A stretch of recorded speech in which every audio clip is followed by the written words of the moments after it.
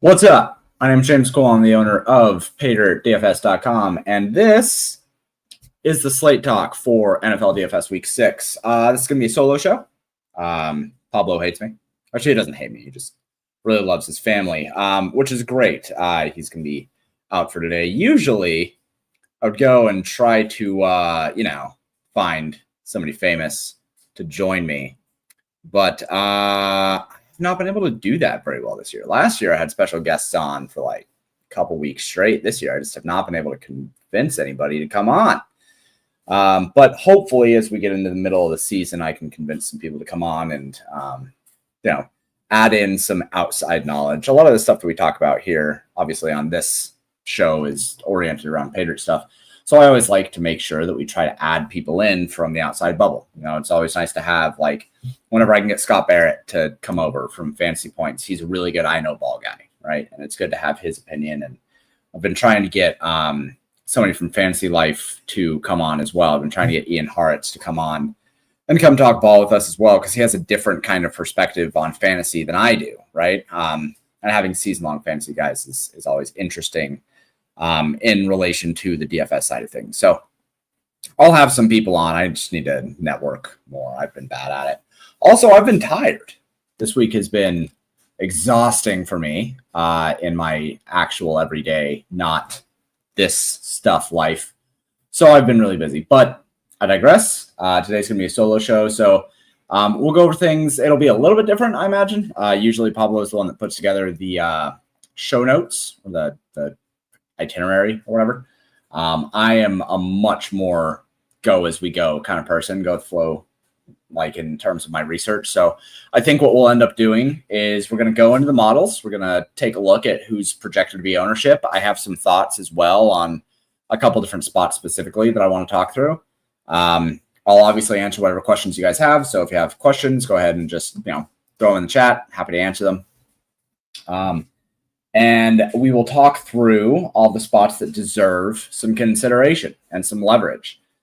This week, at a glance, because as I do every time with this, I'm not actually looking at anything until we really do this show, because I like to kind of come into it pretty clean. So at a glance, this slate is one of the more wide open ones that we have had.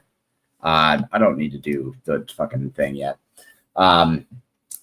The pricing is still fucked up like that. And that's an issue that we have seen now through the entire year. Quarterbacks are about $1,000 too cheap. Wide receivers are about $1,000 too cheap. And I talked about this last week, but it's still the same thing. So even if you think that this week is a week where we have less value, we don't. What we don't have is plug and plays, right? Like, we don't have anybody this week that feels like, oh, I really need to play this person. Or we don't have a value that's like, man, if I don't go with this value, I think that, we're just fucked, right? Last week, we had cheap running backs, we had cheap quarterbacks, we had cheap wide receivers, but people latched onto, Rashad White and Rico Dowdell. And obviously, they paid off super well, right? Rico ended up with 200 plus rushing yards and a touchdown. He absolutely crushed and even got injured at the end of the game, and it didn't even fucking matter.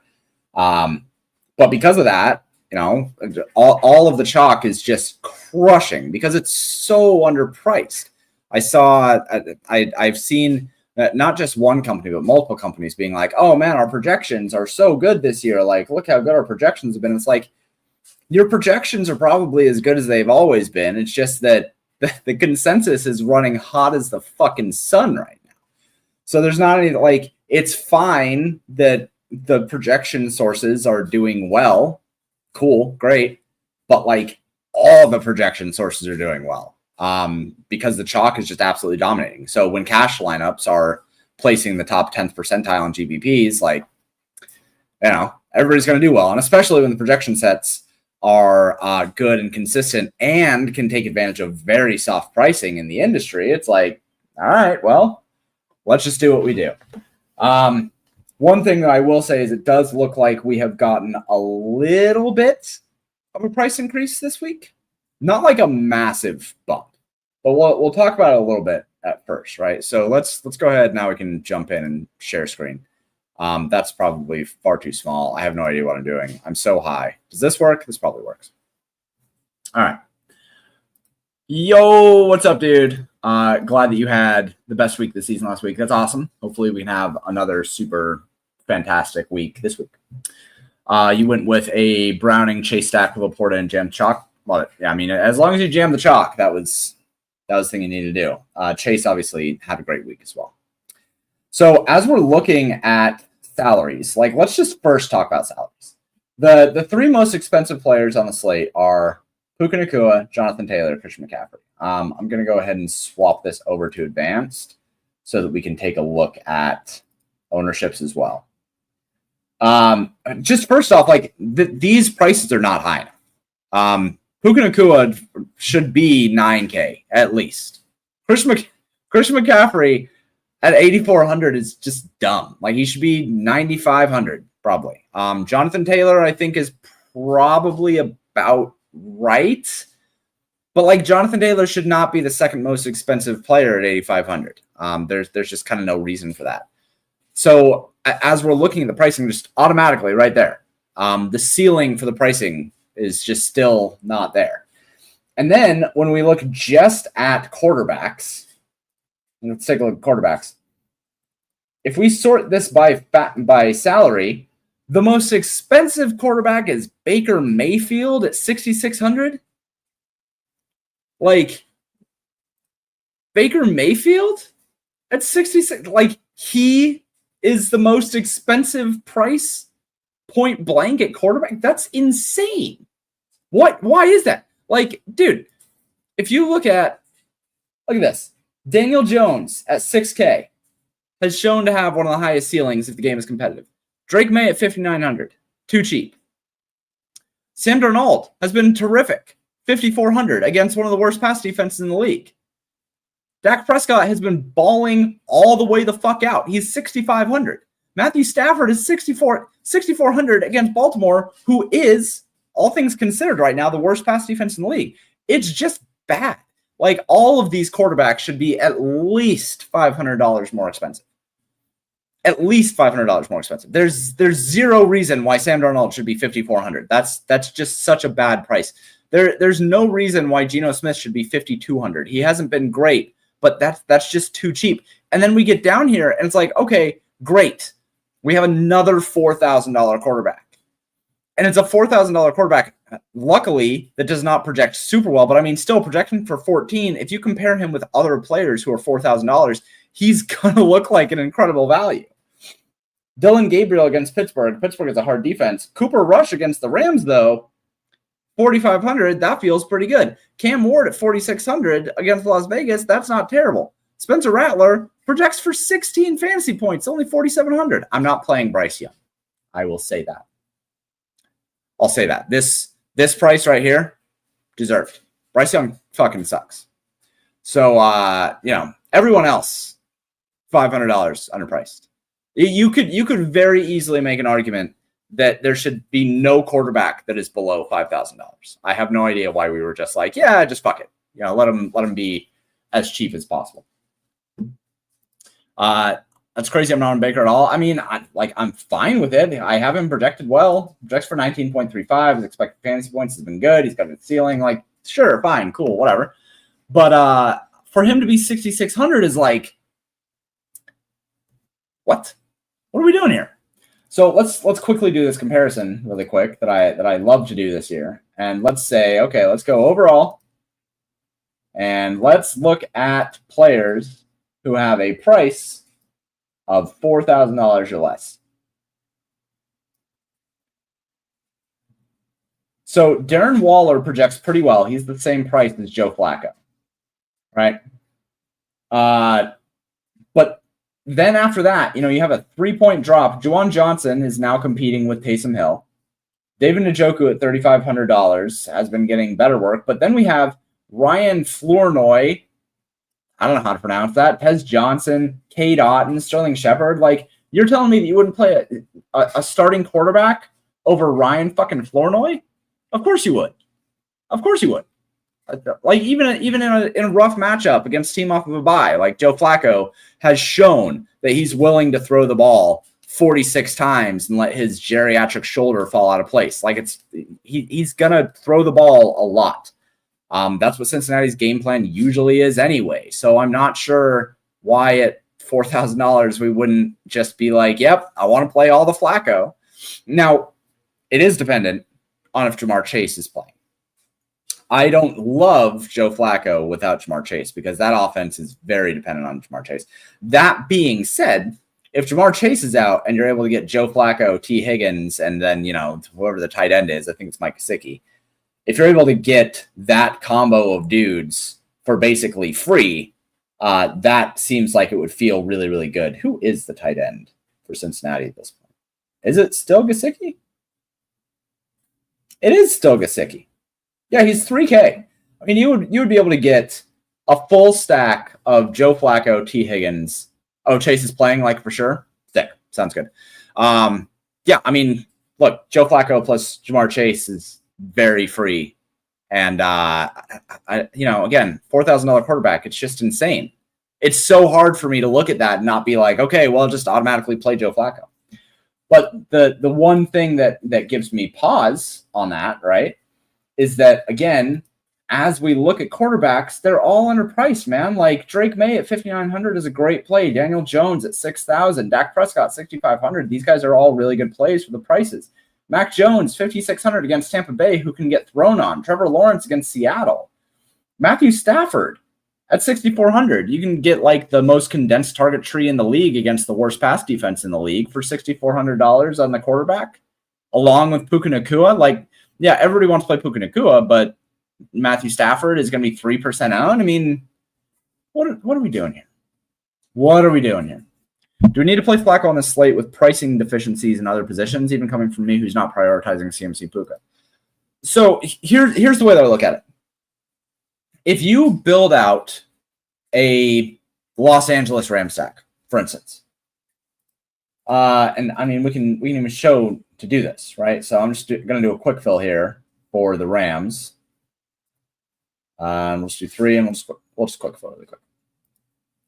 So, okay, here we go. You have Matthew Stafford plus Puka Nacua plus Devontae Adams. This costs you 28 or 21,000, basically 22,000.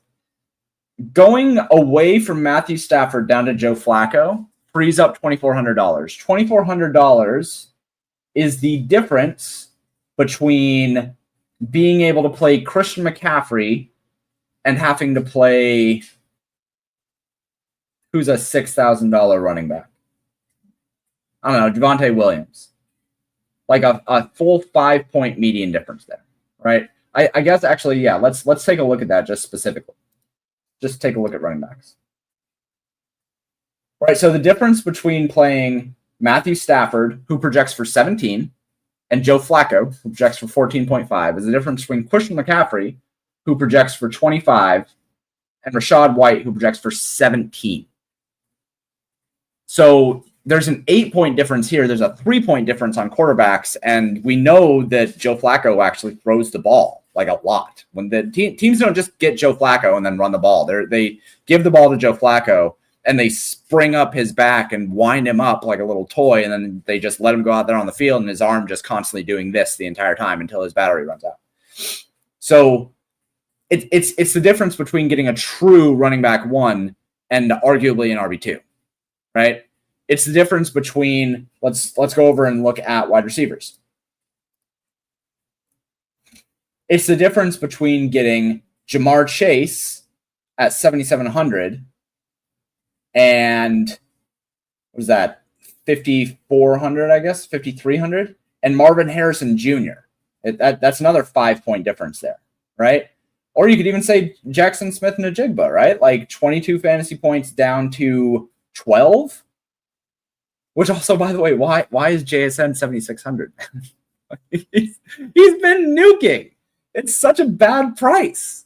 So to your point, yes, there's already pricing deficiencies everywhere. But being able to save $2,000 on a quarterback, that's insane. That just supercharges your lineup. And it's not like if Joe Flacco puts up 25 fantasy points, I think the chances of him being in the winning lineup tomorrow are like really, really, really high, right? Even at low ownership, if he puts up 25 fantasy points tomorrow, just because of the fact of what you can build around him, you can do a full Los Angeles Rams stack with CMC with actual good players, and just play Joe Flacco, and it's fine, right? You can even do it with Jamar Chase. Let's go try to do that. Let's just try to do this. So we're going to remove Matthew Stafford here.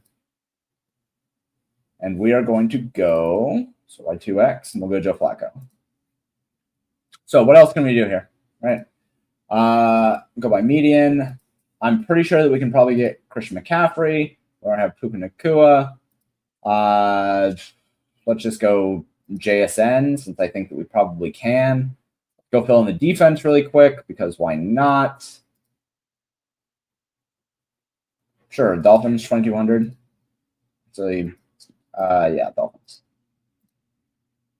All right, so Dolphins 2,200. Let's see, what do we got at tight end? Pretty sure the tight end is probably fine. Some expensive guys, or we could just play Darren Waller.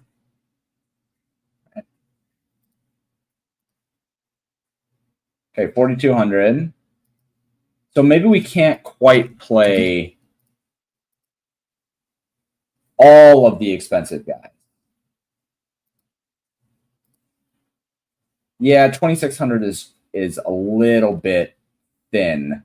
So we'd have to come off of JSN.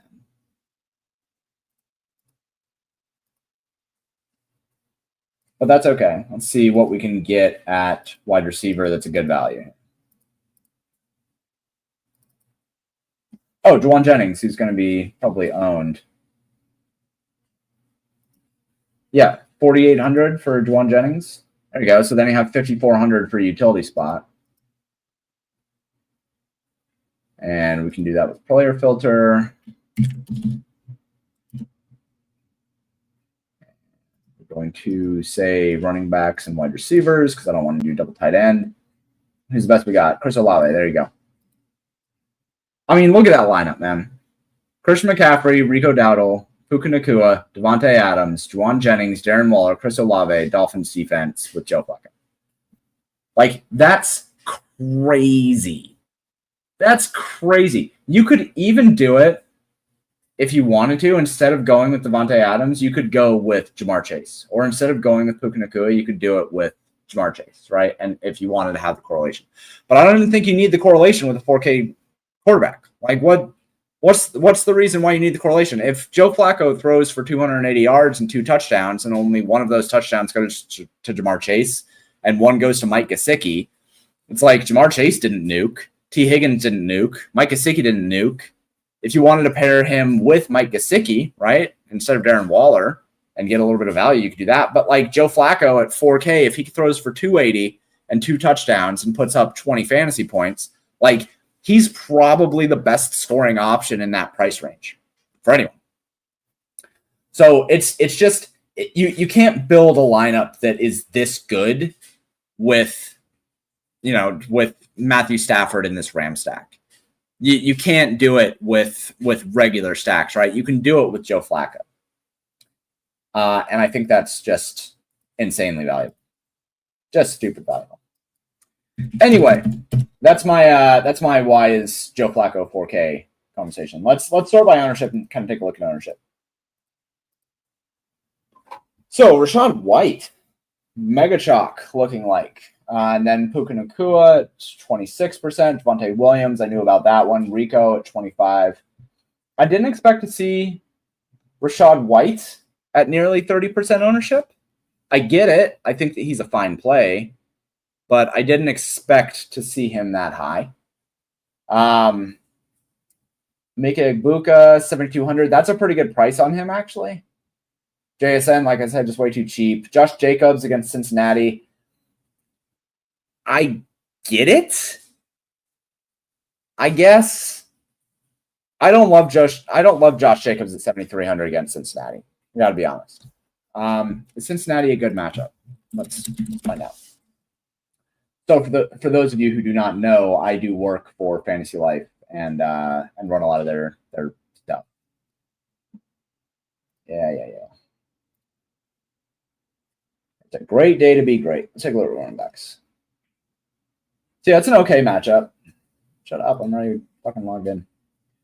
It's an okay matchup, right? Plus 6.4 fantasy points over expectation, allowing 31 fantasy points per game in terms of PPR, 32 opportunities, sure. But the Ravens is another defense that is really, really weak, and the Titans are the defense that are super weak. So people are playing Junty, right? No, not really. 14%. Yeah, Junty is the one that I'm like way more into. At 6,900, I'd rather play him at a very nice price rather than Josh Jacobs at 7,300. They're basically, the same play, I guess.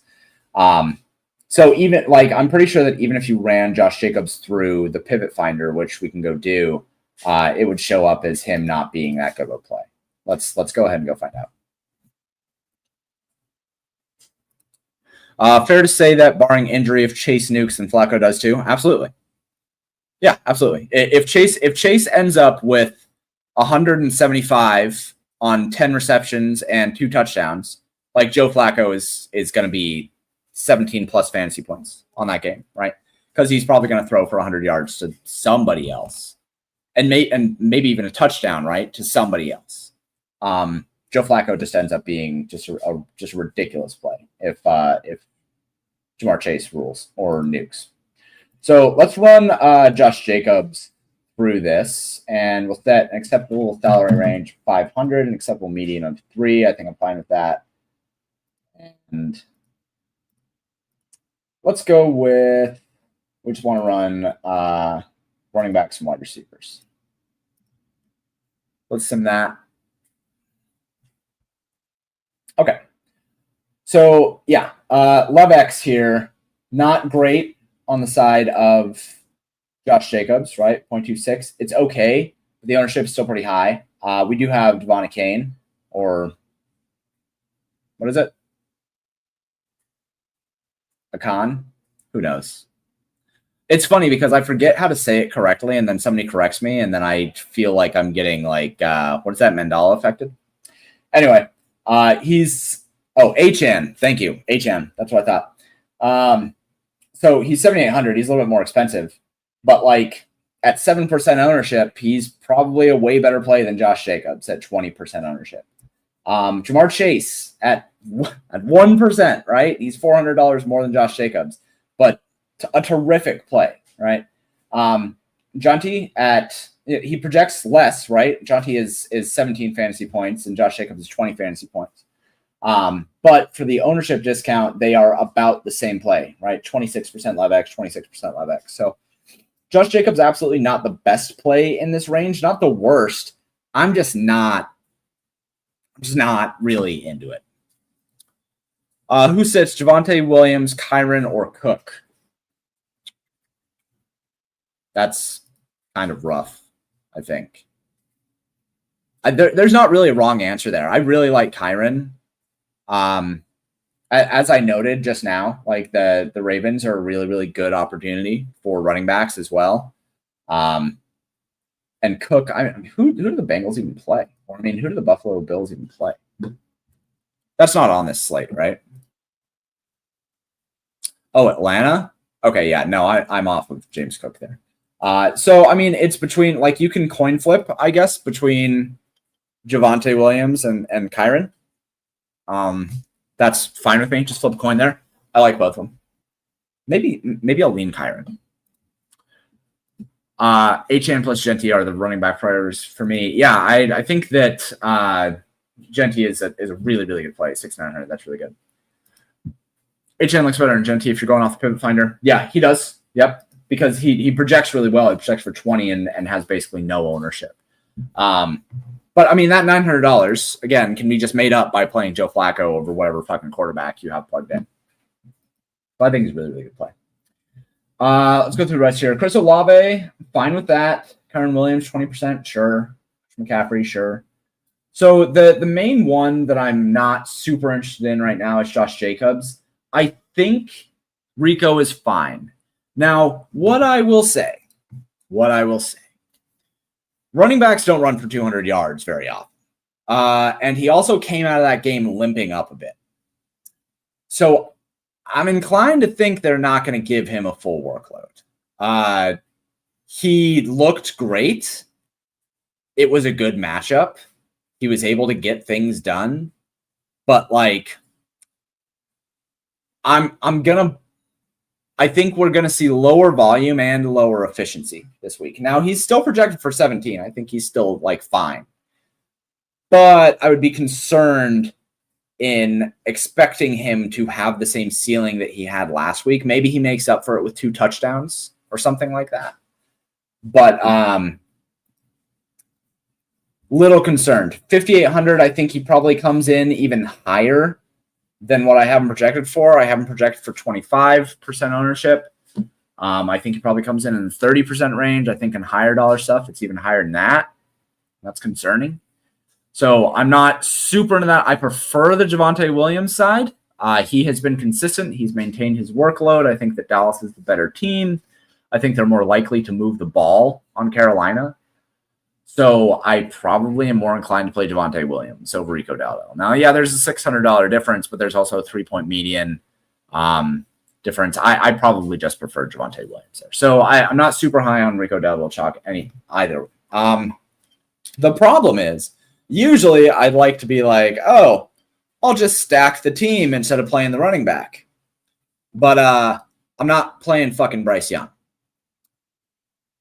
So, with that being said, like, I'm probably just going to be low on Carolina overall, which doesn't feel like something that I should have to say while I am, hey, it's my beautiful baby doll, Margaret.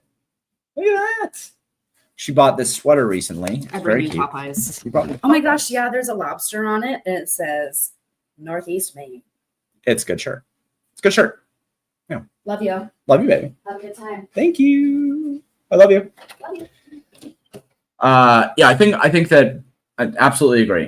Both the running backs in that game are going to be highly owned. We're going to see both of them. I mean, look, they're right here in ownership, right? 25. So there's probably plenty of merit in just like kind of not playing that game and going with Rachaad White instead, who I think is just a better play overall. His role is better. It's more consistent. I think that he is much more likely to replicate his workload and replicate his upside than Rico Dowdle. So probably prefer Rachaad White in this spot.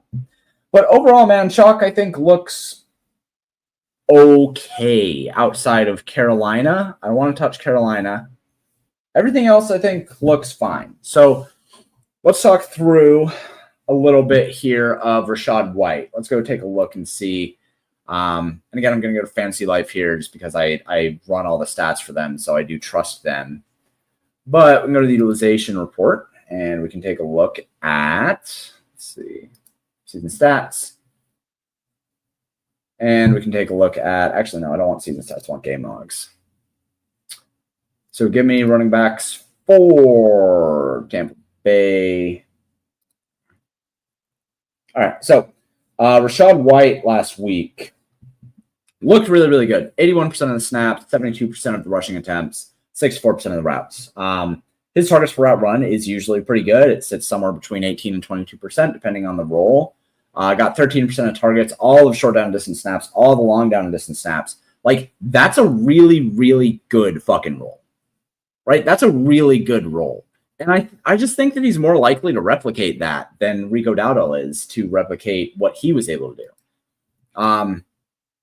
As we were talking about Javonte Williams, let's go ahead and go take a look at how he has fared so far this year. And he has been, again, really consistent, right? 80% of snaps, 81, 76, 71. He's averaging 73 rushing attempts, averaging somewhere in the 70 to 75% range. He has 60% route participation. His targets per route run is not terrible. He's averaging somewhere around 10% of the targets. Like, that's a good role. That's solid. And then if we go and look at Mr. Rico, God, that's hilarious. So last week, his role was good, but he only played 68% of the snaps. Did have 80% of the rushing attempts. Did have 17% targets per route run. He did have 13% targets. But I'm concerned about this snap share. And I'm really concerned about the efficiency as well, too, right? And he did not garner all the short down and distance snaps. He did not have all the long down and distance snaps, right? Like his role is just worse than that of Rachaad White at basically the same price. So let's go ahead and run him really quick, right? We can run him through here and see what we got here. So we'll do the same thing that we did here. And let's go ahead and simulate. Is Puka a good play? Yeah, absolutely. I mean, he's arguably the best wide receiver in football right now. Justin Jefferson is terrific, obviously, but Puka Nakua's role and his efficiency is just fucking ridiculous. So Puka's a great play. So here is Rico. Now, Rico projects the best out of this cohort, right? But his LevX is still in 24%. Now, it's not negative, but it's still in 24%. Rachaad White has a neutral. Stephon Diggs in this range has the worst, -15.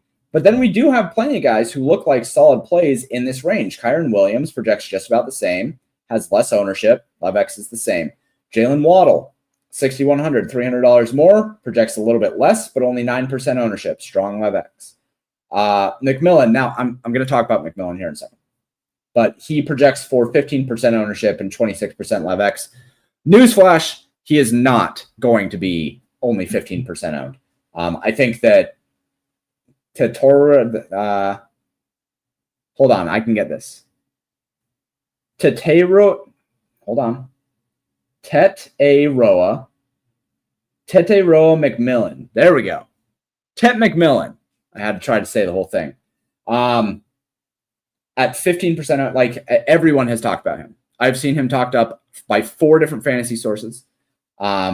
Bryce Young has been talked up by multiple different fantasy sources. I see people who are novice players saying that they can't believe they're going to play Tet McMillan this week. And it's like, that's your sign that he's going to be way higher owned than he should be. So I think, 25% owned. I think that this is probably just about right. 25 to 30% owned. So when you factor that in, awful play. He's probably the most negative. He might be just as negative as Stephon Diggs. Derrick Henry at 1% owned. That's sick. He's only 6,200. We know what Derrick Henry can do. And then we have Quinton Judkins, who I think is another really awesome play in terms of running backs. At 5,900, he's probably, and the numbers bear it out, right? He's just about the same play as Rico. Just about. Welcome to DFS. If you have any questions, feel free to reach out, join the Discord. If you are not already in the Discord, by the way, you can join us by going here and then just connecting your Discord handle here. And I'm happy to answer questions basically day in and day out. So yeah, quick little plug there. I think that Rico is just a lackluster play. I think he'll have less volume, less efficiency, and I'm just super not into him. So of all of this chalk, I like Rachaad White quite a bit. I like Puka. I like Javonte Williams. JSN, I think that ownership is about right, but the price is too low. So I'm fine with playing him. Christian McCaffrey, that's too low. I think he's just dominant. He's $1,000 shoe cheap. And then Chris Olave at 5,100. The volume has been good, right? Like maybe some of the best volume in the league. But man, does that offense fucking suck. And so I don't love playing him at ownership, even with all that volume. Like, yes, it's fine if you have lower owned players. If you play Joe Flacco at 2% owned with Jamar Chase at 7% owned, yes, you can play Chris Olave. It doesn't matter. But like when you're building out a cash game lineup and then you're going through and you're like, who am I going to kick out of this for single entry? Chris Olave would be relatively high on my list of guys that I just don't think are like the best single entry play. He's fine. The volume is great, but the upside I think is just capped by a bad offense. So don't love it. Let's see. What we got here? Stephon Diggs, 5,800. Is Stephon Diggs doing good this year? I guess I don't know. I haven't looked like at all. Where the fuck are the Patriots?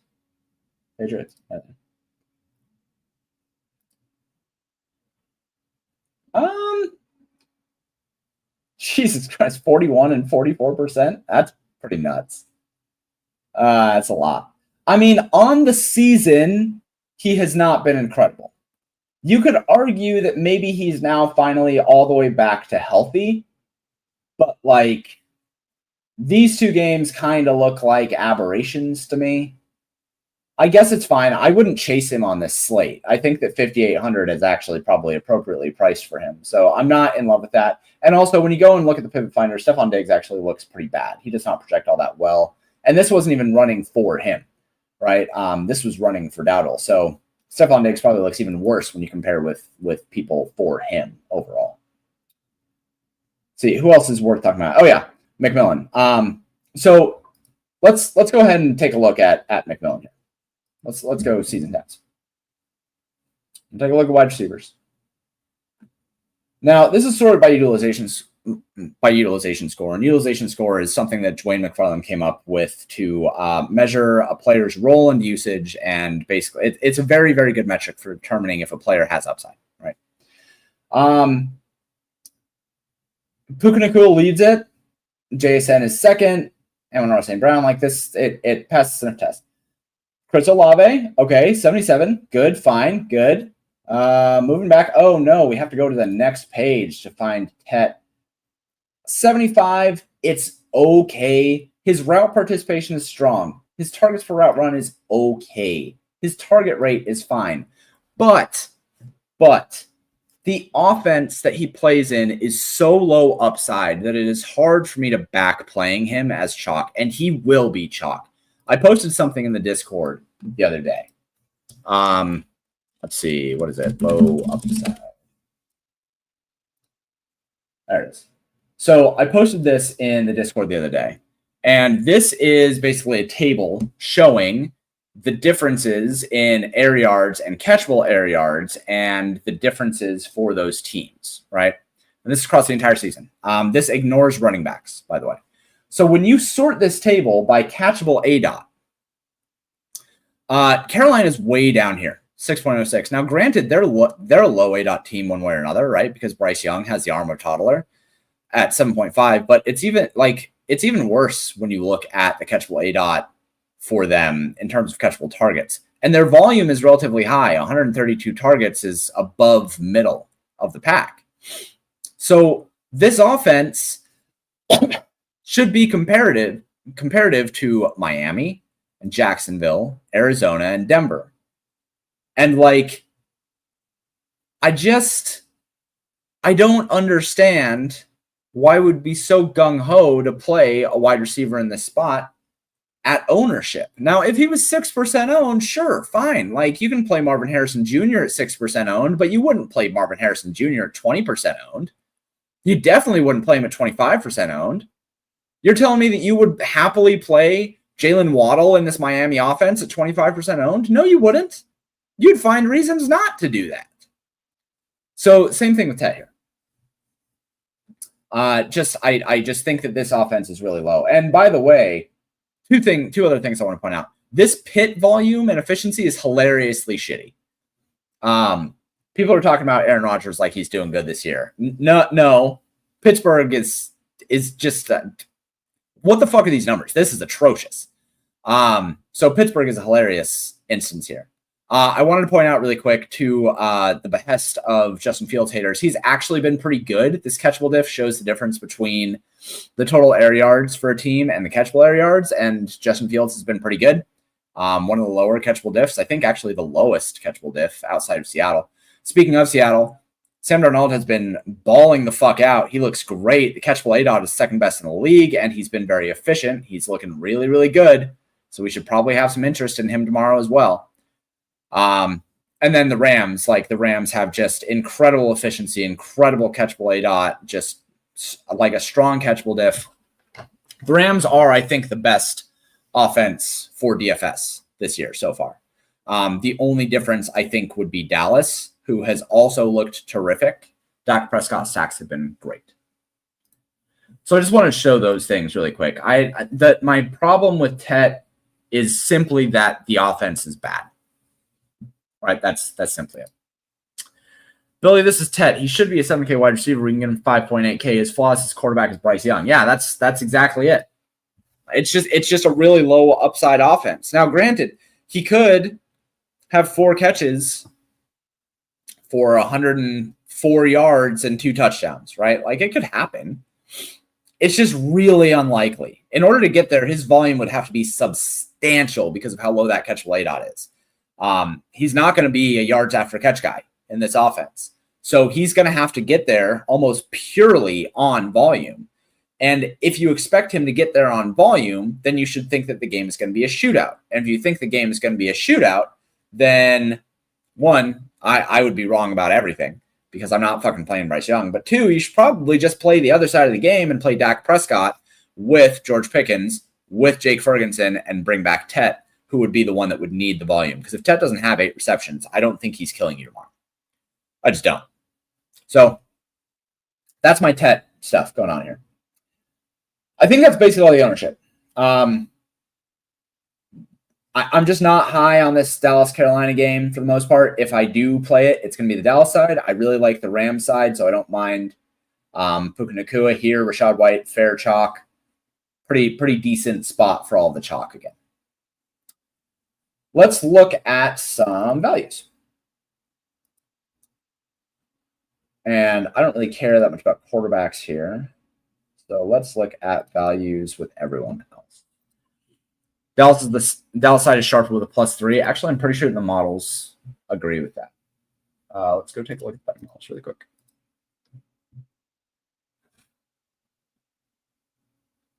Do the betting models like Dallas? No. No, they don't. Well, I mean, they're okay with Dallas, but they don't love it. Do you have a double Dak with him being 6.5K? Pickens priority. I mean, yeah, you go Pickens and Ferguson. It's really not like I think that's the other thing with Dallas is like it's pretty cut and dry. There's no reason to do anything but go with George Pickens and Jake Ferguson and just pair them with Dak if you want to do that. And then you can bring it back with Tet. And that's kind of, I'm going to bring my face up here for a second. That's kind of one of the other things with DFS that I think that people make mistakes with is like, if you really, really like one wide receiver on a team, it is usually to your benefit to stack the other side and then just bring them back as a bring back. The correlation, I've been pretty low on correlative stats overall this year because I think they matter less than they used to. If you want my rant on that, you can go back and look on week 2, I think, of the Slate Talk. But I think that correlation matters less in modern day DFS. And so I'm not ever going to force anybody to game stack. But like with a situation with Tet, people will say, oh, well, if you're going to play Tet, you should probably try to play Bryce Young with him for the added correlation and lowering the combinatorial ownership. And that's fine, but Bryce Young still sucks. And if you're only pairing him with Tet because you want to play Tet, why not do the other side and stack the team that's better, that has a condensed target tree that actually has the volume to feed an entire team, and then just bring back Tet on the other side? That would be the best case scenario. Especially because if you're playing Tet and he has to get there on volume, you're assuming that the Panthers are going to be playing in garbage time and throwing a lot in the second half, which means that Dallas scored a bunch. So you'd be more likely to play some sort of game correlation there. If you want to do Javonte Williams, George Pickens, and bring it back to Tet, whatever. If you want to do a full game stack and go with all of those guys, then whatever. But like Tet is not getting there without volume. He's just not a guy who's going to do that. So if you assume that a wide receiver needs volume to do something, it is in your best interest to stack the other side so that you can rack up the garbage time in the second half shit. Otherwise, like you have less reason to want to play that player. It's just it's not as high of upside of a spot. I keep clicking on this one. All right. Let's take a look at stacks. Oh, wait. No, let's do volume or values first. Okay, values first. So Juwan Johnson, 3,300 best volume. Fuck tight ends. I don't want to talk about tight ends right now. Don't want quarterbacks. Don't want tight ends. All right. So in terms of 3x, Christian McCaffrey, even at 8,400, this is what I'm talking about. He should be 9,500. He is the best value on the slate. $8,400. That's fucked up. Raise the prices, please, God. Just need it. Need it. Javonte Williams, second best value. An equal value to Christian McCaffrey at $6,400. So arguably, Javonte Williams should be somewhere in the $7,500 range, and I would agree with that. After that, JSN. So these are all expensive guys, and then Dowdle, and then Olave, and then we get into Ryan Flournoy and Tez Johnson. Just straight up, I'm probably not going to play Tez Johnson. Maybe I should. Should I play Tez Johnson? What did he do last week? What did he do, huh? Is there a reason why I would play Tez Johnson at that price? Show me your data. Let's call back to Joe in Family Guy. No, I'm not playing Tez Johnson. Pretty easy. So, yeah, he's a value, but he only projects for 10. Flournoy only projects for 10. Not super into that. Jennings, I thought that I saw that Juwan Jennings was going to be heavy chalk, especially with Pearsall out. Is he not going to be heavy chalk anymore? Because if he's not, I think that he's a terrific play at 6% owned. That's very silly if he's going to be 6% owned. We'll have to rerun things in the morning, but he looked like a pretty incredible play if he's going to be only 6% owned. Rashad White, again, into that. George Pickens, we just talked about him. Tet, talked about him. Oh, is that what it is? It's because he's questionable? No, I thought they said that he was going to be in. Hold on.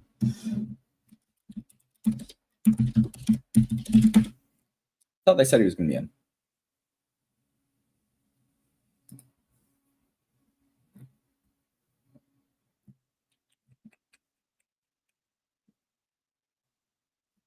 Hold on. Huh. I guess I didn't see anything that was going to be in. Oh, well. If he's questionable, it is what it is. If he plays, like, I think he's just an incredible play at 4,800. That's a really silly price. Let's see. As we're working our way down here, I talked about Jalen Waddle. I think Jalen Waddle is a pretty strong play at 6,100. Again, like Jalen Waddle at 6,100 is at 9% ownership. That is a preference to me over Tet McMillan at 6K and what I assume to be 25% owned. Right? Like they're basically the exact same play, and I'd much rather just play Jalen Waddle, who we have seen produce, and is in a spot where like the Chargers will pass a lot and it's a high-powered offense. So that those guys are basically the same play. They're basically the same price with a massive price or ownership difference. I'd rather play Jalen Waddle. Rashid Shaheed, I have seen some people talking up New Orleans stacks because Rashid Shaheed looked good last week. They're still really cheap. I'm fine. 4,600. I think like this is the kind of guy that you would be fine with playing at 4,600, even at ownership, because he does have that huge play potential. Like that, it would be totally understandable for him to have 3 catches for 114 yards and a touchdown. Right? That's the kind of player that he is. So I would be fine with him. 4,600. That's a play that I'm into. As we're going down here, and now we're getting into kind of the more pedestrian values. And like I'm not going to play Trey Tucker. I'm not going to play Sterling Shepard. Jamar Chase, 7,700. I do have interest in Chase at like 1% ownership. Again, as I talked about before, Joe Flacco plus Jamar Chase is just like the nuts pairing this week in large field GPPs. In fact, I think that what you could do is you could just completely optimize for ownership. Fuck it, let's go do that really quick. Let's go take a look at some ownership optimals. Okay, sick. So let's go with this guy, right? Herbert, White, Dowdle, Egbuka, McMillan, JSN, Fannin Jr., Trevor Etienne. Don't love that, but he fits. And the Colts. Actually, is this one? Yeah, this one's a little better. Here's Herbert with Williams, Dowdle, Quentin Johnson, Chris Olave, Tet McMillan, Harold Fannin, JSN, and the Cardinals defense. Okay, sick. So take this one and just go Joe Flacco and Jamar Chase and play that lineup, right? And then that's your single entry lineup. Actually, nobody else play that because I'm going to play it. But that's your single entry lineup. You can just play all the chalk around those two, who are going to be like a combined 5% owned, and you're fucking fine. That's a single entry lineup. I just think they unlock so much. Okay, let's talk about stacks for a couple minutes here, and then I'll answer some questions before I go eat this sandwich, which is now cold. the pains of being a content creator. Overall, let's see. Let's sort this by ownership really quick. So ownership is following totals pretty well. Sort this by totals really quick. Green Bay is not getting enough ownership for having a team total of 28. Indianapolis, again, ownership is going to be too low. The problem with Indianapolis is that they've just been blowing everyone out. Like they have just been blowing the doors off of like their opponents to the point where they have not been able to find their ceilings. It's been like all Jonathan Taylor.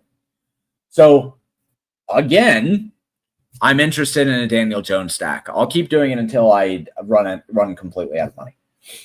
Jacksonville has pretty decent team totals. I don't think that they'll have much ownership at all either. And then Dallas and then New England. So people, when Carolina is down here, they're going to be getting some ownership. Tampa Bay will get some ownership because of Egbuka. Carolina is going to get ownership because of Tet. The Rams are going to get ownership because of Puka. But overall, ownership is pretty spread out here. So reasonable to take a lineup straight from the Sims that projects well without adjusting any of the positions. Absolutely not. Do not play the lineups in the Sims. Don't do it. Actually, I'll talk about that. The lineups in the contest Sims are built to be reasonable facsimiles of probable combinations of players, not necessarily the lineups that you should be playing. Use the optimals. If you want lineups to play, use the optimals here. You can go here and you can do plenty of things here. You can sort out. You can do ownership. You can do mix.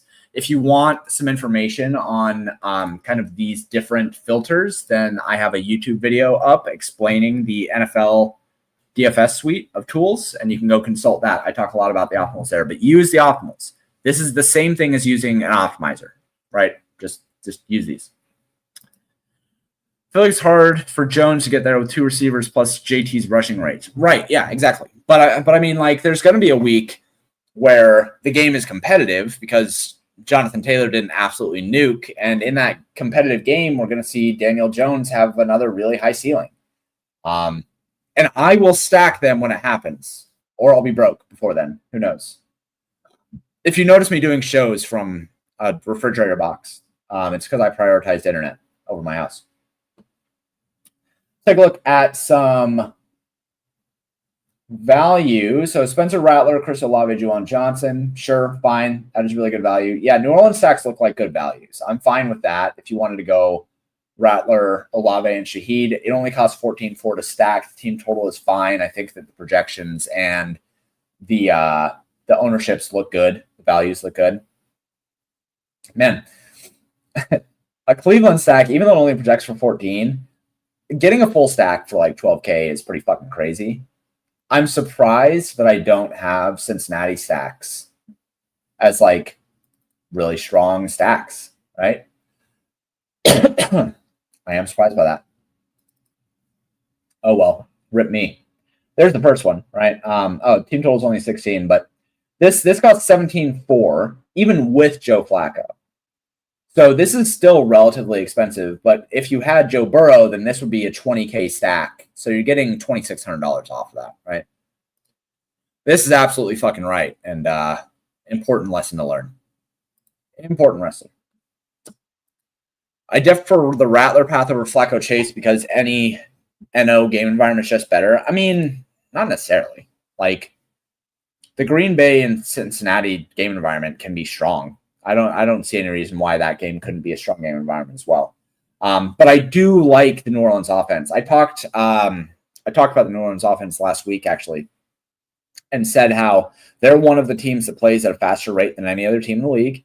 They have been in the red zone a lot. They're able to get into the red zone. They just haven't been scoring. I actually do like the New Orleans offense. I think that they're going to get better as the season goes on. And they're going to win a GPP some week. Maybe this week. Maybe I should play New Orleans stack. Maybe I should actually listen to the numbers that I talk up all the time and play this guy. Who knows? We'll see. We'll see what we do. Overall, I think ownership looks about right. This is a really wide open slate. We have a lot of different ways to go about it. And like Tampa Bay stacks look good for the projections. I'm not in love with playing either Tez Johnson or Kate Otten. I'm just not super into that. Seattle stacks look good with JSN and Barner. That looks pretty good. JSN and Cooper Kupp price is a little bit higher, but like I'm fine with that. I think that Sam Darnold has been one of the best QBs in the league this year. That's just not getting enough attention. Ram stacks obviously look terrific. I would love to play a Ram stack with Joe Flacco as a one-off. I'm good with that. Lots of good stacks here. When I sort by ownership, I don't see anything that I hate either. I'm fine with Tampa Bay stacks outside of playing Tez Johnson. I'm fine with New England stacks because I like the New Orleans side, right? Fine with the Ram stacks. I like Indianapolis stacks. I'm not playing Carolina. Seattle stacks. Good with that. I think I'm good with all of that. I was thinking about playing Green Bay onslaughts with love doubles along with Packers D. I don't know. Sure, fine. I wouldn't add in the Packers D on that. You can, but like, yeah. If you think that the Packers are going to put up 30 points, right? And if you think that you want to play the Packers defense, then you should just be playing Jordan Love with Packers defense. Because if the Packers defense is optimal, they're gonna let Josh Jacobs touch the ball 26 times and he's gonna have 2 touchdowns. So if you are interested in the Packers defense, I think you're pairing them with Josh Jacobs. I don't think that you're pairing with Jordan Love. Jordan Love and Green Bay stacks have upside if the game is competitive. It's very similar actually to Indianapolis. Indianapolis, if the game is competitive, Daniel Jones, Michael Pittman, and whoever the fuck their tight end is, I don't remember his name. Like that stack has a lot of upside if the game is competitive, but if it's just Jonathan Taylor, then you just go Jonathan Taylor in the Colts defense because they're just going to blow the other team out, right? Basically the same spot.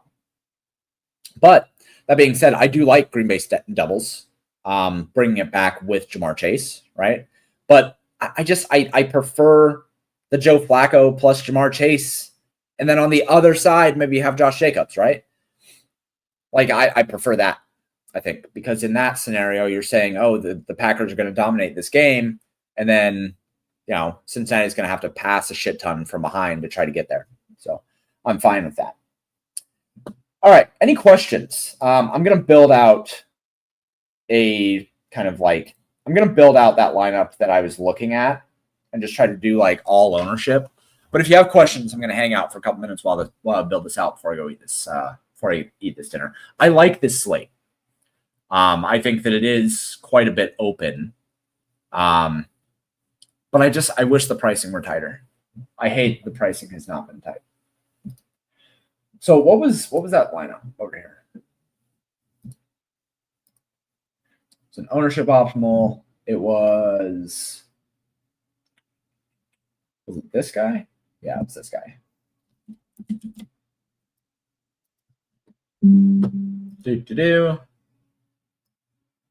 Okay. So if I build this out with Cincinnati, sure, 3, whatever. And then we're going to remove Higgins. And then we're going to go with, there it is. So we're just going to sort this by ownership and go Javonte Williams, Rico Dowdle, Chris Olave, JSN, Tet McMillan. Who's the tight end here? Harold Bannon Jr. I don't think that the tight end actually matters all that much, but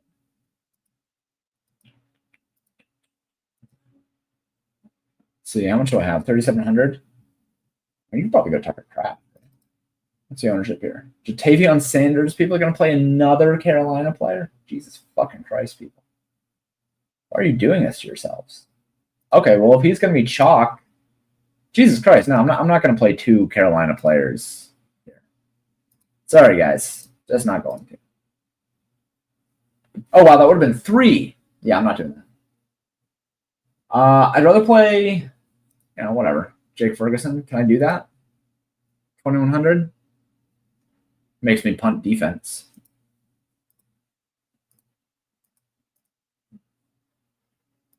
Ravens defense. All right, there you go. That is jamming all the ownership and then a 1% owned Flacco and a 1% owned Jamar Chase. And like ownership everywhere else. And like I said, I think Ted is going to be like 15% owned. or I mean like 25% owned. So that's even more ownership, right? Let's see. What do lineups that don't contain CMC Puka look like? Probably something like this, right? It's going to, like, those lineups are definitely going to have JSN. They're going to be more of this mid-range stuff, right? JSN will maybe be their most expensive player, but then you're going to have these mid-range running backs. I actually don't think that the expensive running backs are going to have much ownership at all, right? So if we just look at running backs, go by salary. Jonathan Taylor at 15, Achane at 7. Well, no, actually, people are going to spend up a little bit of running back, aren't they? But then you have this 30% ownership on White. I think it's going to be 30% on Dowdle. It's going to be 30% on Javonte Williams. I mean, like, people will play some of these expensive ones, but I don't think they'll play them together. I think the vast majority of people are going to do Christian McCaffrey plus Dowdle or Christian McCaffrey plus Rashad White, right? They're not going to do a lot of, like, Christian McCaffrey plus Achane. They're not going to do a lot of Jonathan Taylor plus Christian McCaffrey, right? So I don't think that people are going to be playing up at running back all that much. And to be clear, I don't think that you should, really. Like, there are values at wide receiver that you can take advantage of. And maybe the thing that you do is, instead of playing JSN, you play Chris Olave, take $2,500 and go from Rashad White up to Jonathan Taylor or something like that, right? I'm fine with that. But it'll feel way worse, I think. How do I feel about Williams and Nakua without Stafford? Fine with it. Totally fine with it. If I'm going to do that, though, I'm probably going to play it with Joe Flacco. Because if you're not going to play Stafford in that lineup, like, I think that what you're aiming to do is find a lot of value at quarterback. I suppose you could do it with, like, Drake May or something, but you're not getting that much of a value. You might as well just play Matthew Stafford in that spot. The benefit is that there is no combination in the league that has a higher target share than Devontae Adams and Puka Nacua. If you play Williams and Nacua without Stafford, I don't know. I'm fine with it. I'm fine with that. Yeah, I'm fine with that. Just jumped on. Why don't you like Tez? I thought I was being sneaky. I don't know. Why would I like Tez? You know what I mean? Like, what has he done? Am I missing something? Somebody sell me on Tez. Somebody sell me on him. HN gonna be under 10%? But I mean, yeah, probably. He's gonna get squeezed out here, right? People are going to play Christian McCaffrey. People are going to play Josh Jacobs. People are not going to be paying in between for HN. They're just not. People play Genty. People play Jonathan Taylor. They're going to drop down. I don't think that HN is going to have that much ownership. One of the most popular game environments is the Slate. Oh, yep. Absolutely. All right. I got to go eat dinner. But this has been good. I think, okay, so to wrap up, I'm not interested in Carolina chalk. I'm just not. I think that the offense is not very good. I think the game environment is kind of shitty. If I am going to play the game environment, I'd rather focus on the Dallas side and bring Tet back. I'm lowest overall in that game on Rico. I just think that I don't think his volume and efficiency are going to be the same as they were last week. This just feels like a classic letdown spot, right? I am pretty high on Joe Flacco with Jamar Chase. I think that that's a terrific stack. I think that Joe Flacco can be played by himself as a $4,000 flex in lieu of playing other quarterbacks with their stacks. I think that he's totally fine overall. JSN is way underpriced. Stephon Diggs looks to be a bit overowned. Ashton Genty is probably my favorite running back play on the slate. He looks like one of the best plays overall. And then tight end, I'm not going to play the Carolina Panthers tight end. I'm probably just going to spend up. I like Jake Ferguson a lot, but so does everybody else. So nothing super exciting there. Overall, looks like a pretty good slate. Plenty of pivots to make. Hopefully the chalk doesn't just fucking crush us again this week. I would just not like that to happen. I wouldn't play him outside of a stack, but I have a lot of TBSF. Yeah, I mean, I'm just not interested in that. I think that there's better values. Like I think that he is probably an efficiently priced, maybe $4,500 player that projects for 10 and has a ceiling of like 15 or something. Whereas I can get the same value for Joe Flacco, who has a ceiling of 25. So I'm just not that interested in it. And to that point, like if you're gonna play a Tampa Bay stack, I think you're probably just playing Kate Otten instead, who has shown to have better chemistry with Baker Mayfield anyway. And is cheap at a position of scarcity. Yeah, anyway, this has been the solo Slate Talk. If you have more questions, feel free to reach out in the Discord. Like I said, you can just go here to the community Discord. You can find that here. You can connect to Discord here. If you want a subscription, you can go over and grab a subscription. We have monthly, yearly, weekly, and daily options. Monthly is $40 a month for the whole site, $225 through the rest of the NFL season, $20 for 1 week, and $5 for 1 day. If you enjoyed this, then come give it a shot. I think that Paydirt is in the best spot that it's been since I created it 5 years ago. I appreciate all the support. I appreciate all the love, all the community, everything that you guys give me so that I can support my family with this stuff. Thank you guys so much. If you have questions, feel free to reach out. This has been the Slate Talk for week 6. I will talk to you later.